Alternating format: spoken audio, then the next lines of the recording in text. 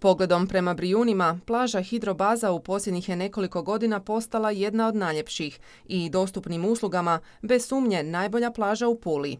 Sustavnim ulaganjima gradskih vlasti, nekadašnje zapušteno vojno područje pretvoreno je u moderno uređenu i posjetiteljima maksimalno prilagođenu javnu plažu. To je doista bilo jedno zapušteno područje nasuprot prekrasnog Brijunskog otočja, a kao što danas vidite, plaža živi punim plućima. Išli smo fazno, dakle imamo 7 faza, uložili smo negdje oko 13 milijuna kuna, od čega je 76% gradskih sredstava i mislim da ovi sadržaji od sporta, rekreacije, manifestacija koje se ovdje održavaju nakon što riješimo koronu bit će još i bolje, dakle govore da je to bio pun pogodak za naše građane. Grad je dosad u ovu novu pulsku atrakciju uložio blizu 10 milijuna kuna, a svoje doprinos dalo i resorno ministarstvo.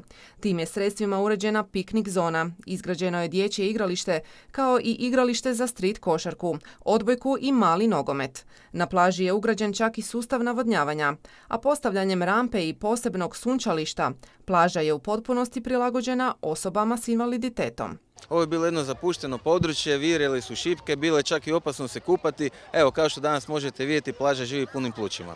Jedna od najuređenijih plaža na Istarskom poluotoku mamac je brojnih pulskih gostiju, kako domaćih, tako i stranih. A njih, na zadovoljstvo čelnih ljudi pulskog turizma, ne nedostaje ni u uvjetima epidemije koronavirusa. Evo sad za ovaj vikend imali smo čak pik i 40%. I sad ne padamo ispod 30%, što je u stvari jedan dobar pokazatelj za 7. i kasniji 8. mjesec. Ukoliko sve bude kako treba i budemo li odgovorni, mislim da bi 7. i 8. mjesec stvarno mogli biti na kraju zadovoljni s brojkama. S više od 1000 manifestacija u 3 ljetna mjeseca, turistička zajednica Pule svaku je sezonu pomno planirala i pripremala za svoje vjerne goste.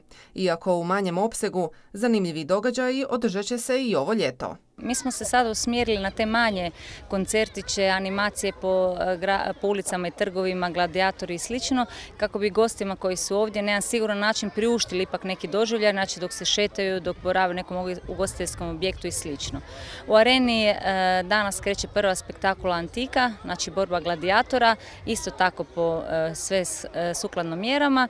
Imat ćemo i naš film festival, a i evo najava je da je HNK Ivan Zajc iz Rijeke isto tako će u 8. mjesecu raditi programe, ne one koji su najavili, koji su bili produkcijski preveliki i preskupi, ali sad se preorganiziravaju i imat ćemo i klasiku. Turizam, kao što pokazuje primjer pulske Hidrobaze, i u novom normalnom ide dalje. Vrhunac turističke sezone za Puležane očito tek slijedi.